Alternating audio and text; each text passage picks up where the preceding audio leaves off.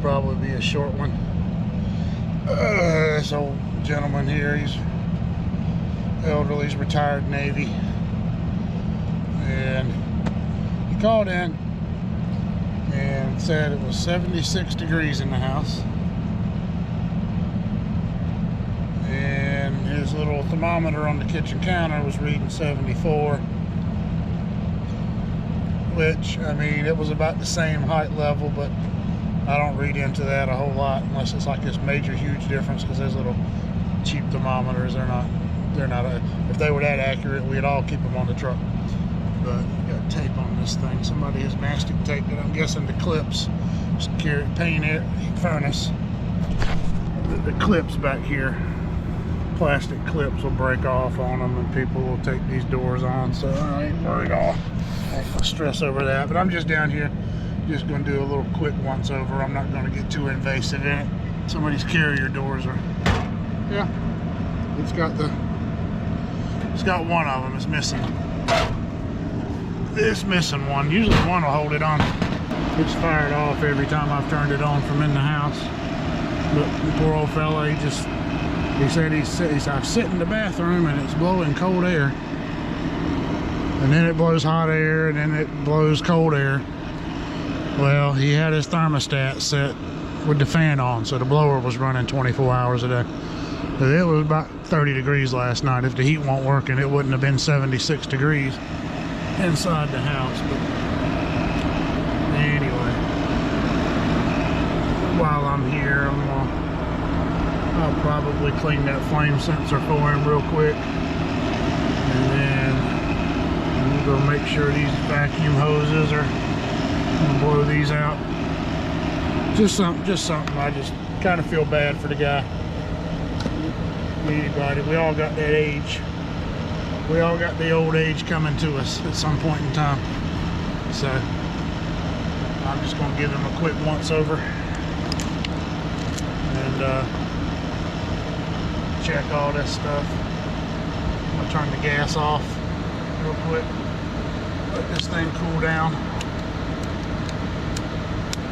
This is that oddball one. The flame sensor is mounted back behind the flue pipe back there, so trying to get to that is going to be a challenge. That might not happen.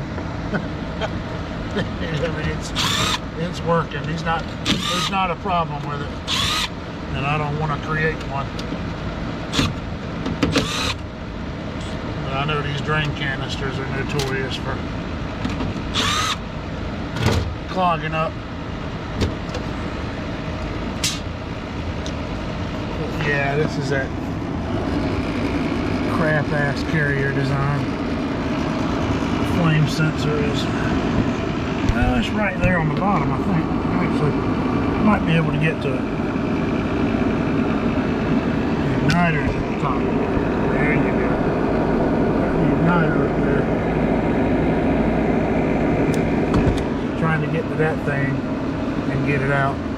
Just a bad design. I think I can get that flame sensor up.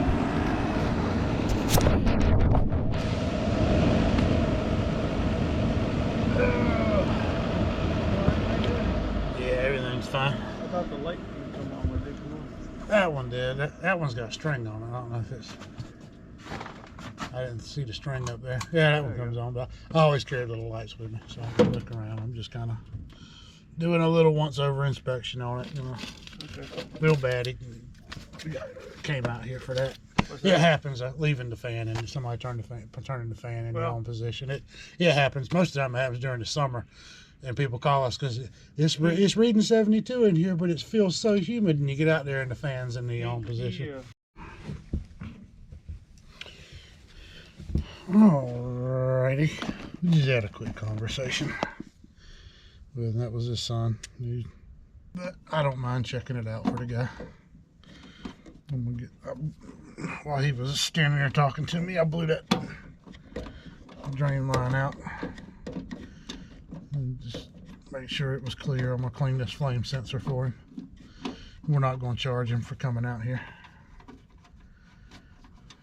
I'll just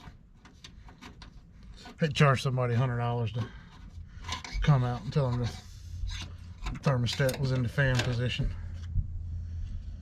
The fan was running 24 hours a day. But I mean, when they're, 30-year-old, yeah, I'll charge you for that trip. But there's an older gentleman like this, I just, oh, dadgummit. Oh, it's down here somewhere.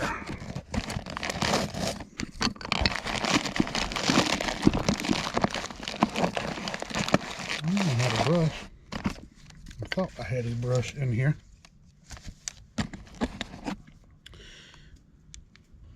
Cleaning. I might have stuck that in my other bag. Oh, you have a piece of sandpaper in here? Let me run and get a piece of sandcloth real quick. Get a brush so I can clean this flame sensor. Alright, have to get me some more wire brushes. I clean a flame sensor. See me use the flame sensor cleaner, but sometimes I use a brush. But I don't come at it like that. Typically we'll lay the flame sensor in between the bristles of the brush, like that, and then just go up and down the brush. Let the edge of the bristles clean the flame sensor. Well, I'm not gouging it or scratching it or running any chance. I mean, I've never damaged one, but I won't be the first one either. So, but I run it down in between the bristles and let the edge of the bristles clean that off. But yeah, I'm gonna just do this, clean that drain out.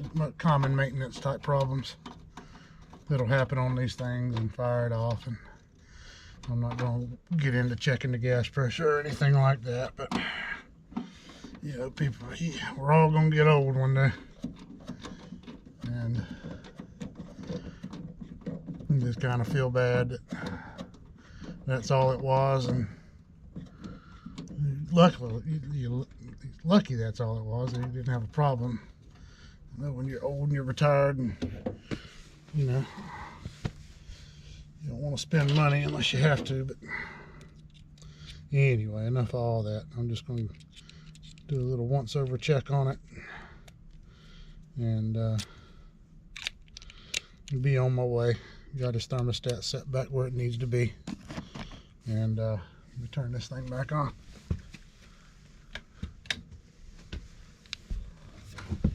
We'll turn the gas back on, and should be good to go. So anyway, just a little, it's just one of those calls you run once in a while. People think they've got a problem and there's not one, but you get there and it's, he's retired Navy, like I said. His son said he was in his 80s. So, well, this will be my